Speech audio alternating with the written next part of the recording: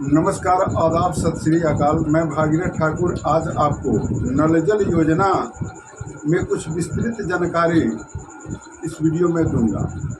PHED विभाग और पंचायती राज विभाग में जो मर्ज हुआ नल जल योजना और पीएचईडी विभाग में क्या काम हो रहा है, कैसे पीएचईडी विभाग काम कर रही है, इन बातों पर हम लोग इस वीडियो में चर्चा करेंगे। सरकार का क्या रुख, क्या रवैया है नल जल अनुरक्षकों के लिए, इस विषय पर भी हम लोग चर्चा करते हैं।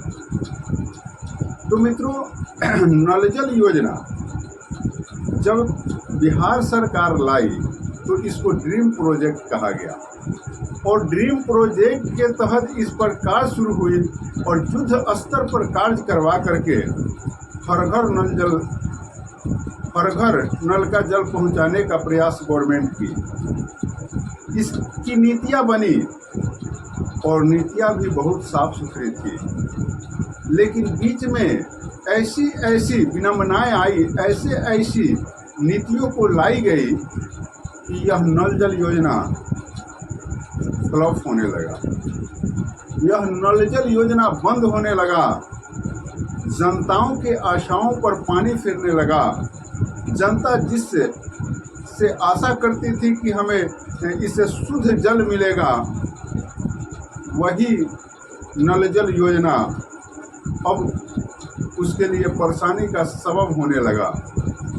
सरकार की नज़र इस पर पड़ती है, सरकार इस पर अपना नज़र लगाती है, कई एक प्रकार की जांच इंक्वायरी करवाती है, तो कहीं ना कहीं से सरकार भी यह पाती है कि पंचायती राज विभाग से संचालित नल जल योजना ठीक ठाक ढंग से काम नहीं कर पा रहा है।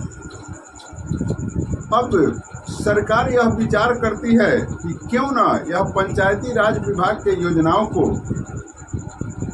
पीएचईडी विभाग में मर्ज कर दिया जाए और एक निष्कर्ष लिया जाता है और नल जल योजना को पीएचईडी विभाग में मर्ज कर दिया जाता है। लेकिन कहते हैं कि चोर चोर मौसेरा भाई, एक बिहार में कहावत है, तो इसी कहावत के तहत अभी जो है पीएचईडी विभाग भी कार्य कर रही है। एक तरफ पंचायती राज विभाग में अगर नल जल योजना की व्यवस्था सही नहीं थी तो वह व्यवस्था में तनिक सा भी सुधार पीएचईडी विभाग में भी नहीं हो पाया और अनुरक्षक का तो जो दुर्दशा है, यह कैसा लोकतंत्र है, यह कैसा प्रजातंत्र है, यह समझ से परे है।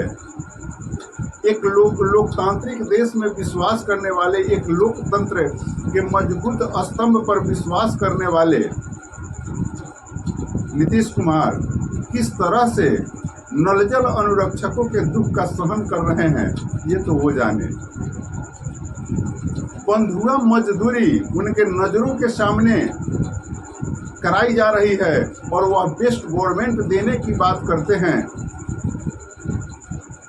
नल जल अनुरक्षक भूखमरी के कगार पर है, वह बेस्ट गवर्नमेंट देने की बात करते हैं। नल जल अनुरक्षकों का बाल बच्चा जो है रोड पर आ गया है 3 साल 4 साल से कार्य करके, और ये बेस्ट गवर्नमेंट देने की बात करते हैं।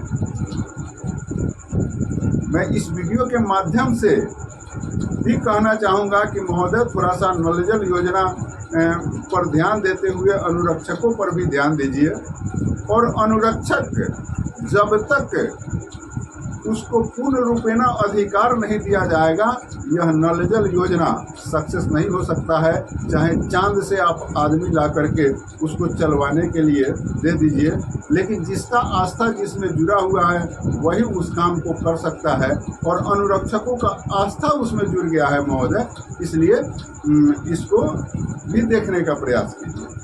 अब हम लोग बात करते हैं कि पीएचईडी विभाग अंदरूनी ढंग से कुछ कार्य कर रही है, कारण कि यह व्यवस्था पूर्ण रूपेण डगमगाई है, यह व्यवस्था में कुछ नहीं है।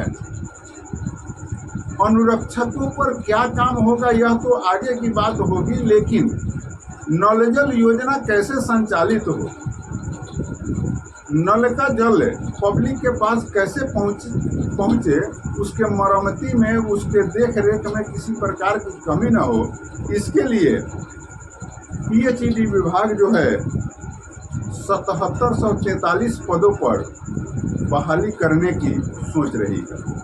हालांकि अभी इसका ऑफिशियली नोटिफिकेशन नहीं निकला है, यह मात्र पेपर में आया और ऑफिशियली नोटिफिकेशन निकलेगी और इसका ऑनलाइन ही आवेदन होगा।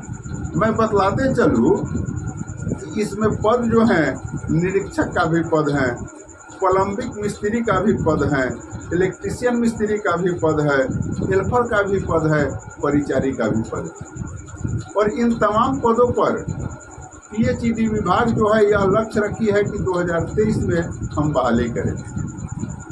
लेकिन अब देखना यह है कि इसका कब नोटिफिकेशन निकलता है और उस हिसाब से अगर कोई बंधु हैं, अगर चाहते हैं कि पंचायती PHED विभाग में हम कार्य करें, नौकरी करें, तो वो अपना आवेदन करेंगे। सभी आवेदनों के लिए अलग अलग योग्यता होगी। लेकिन अभी तक नल जल योजना पर PHED विभाग का भी प्रेस मंतव्य नहीं आ रहा है। तो आखिर क्या सोच है, क्या विचार है? कोई फ्रेश मंतव्य आवे, अनुरक्षक को रखा जाएगा या नहीं रखा जाएगा? कहीं पे PHED विभाग के लोग जाते हैं तो कुछ बोल देते हैं, कहीं पे कुछ बोल देते हैं। लेकिन यह व्यक्तिगत बात हुई, ऑफिशियली बात अभी कुछ नहीं निकलती है। और जब ऑफिशियली बात जब तक नहीं निकलेगी, विभागीय बात नहीं निकलेगी, तब तक उन बातों पर भरोसा कैसे किया जाए, उस बातों पर विश्वास कैसे किया जाए? लेकिन संभवतः तमाम तरहों से, जिस तरह से अनुरक्षक आज भी डटे हैं, उस तरह से सरकार को इस पर विचार जरूर करना चाहिए।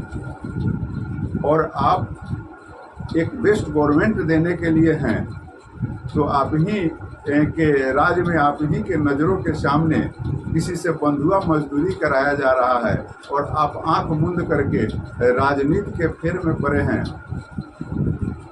तो यह तो जनता सभी चीज़ों को देखती है, जनता सभी चीज़ों को समझती है और इसी का रिटर्निंग कहीं ना कहीं किसी भी गवर्नमेंट को मिलता है। तमाम पार्टियां आज जो है वोट के लिए दौड़ लगा रही है। सभी लोग एक दूसरे से संपर्क करने में, संपर्क साधने में लगे हैं, लेकिन अनुरक्षकों का दर्द किसी को दिखाई नहीं देता। हमारे कुछ साथी जो हैं अभी हाल में आदरणीय स्वर्गीय रामविलास पासवान जी के बेटे चिराग पासवान जी से मिले और चिराग पासवान जी ने भी आश्वासन दिया कि हम अनुरक्षकों का मामला जो है लोकसभा में उठाएंगे। लेकिन आश्वासन मात्र से कुछ काम तो हो नहीं जाएगा। अगर वो लोकसभा में उठाते हैं, राज्यपाल को लिख करके देते हैं, राष्ट्रपति को लिख कर देते हैं, और किस तरह से बिहार में नल जल योजना में अनुरक्षकों से बंधुआ मजदूरी कराई जा रही है, इस बात की अगर वह परिचर्चा करते हैं तो कहीं ना कहीं से अनुरक्षकों को कुछ ना कुछ अधिकार मिलने का चांस बनेगा। बाकी सरकार पर भरोसा है, कोर्ट पर भरोसा है, तमाम चीज़ें तमाम जगहों पर कार्य हो रही है। जैसा भी चीज़ निकल करके आए वह निकल करके आएगी। हालांकि अभी जो व्यवस्था है इसमें वार्ड सदस्यों को भी ठगा जा रहा है, वार्ड सचिवों को भी ठगा जा रहा है, अनुरक्षकों को भी ठगा जा रहा है। तो आखिर कितना दिन ठग करके यह गवर्नमेंट चलेगी, यह तो देखना ही पड़ेगा और यह समझना ही पड़ेगा। बाकी मिलते हैं अगले वीडियो में, अब तक के लिए इतना ही। जय हिंद।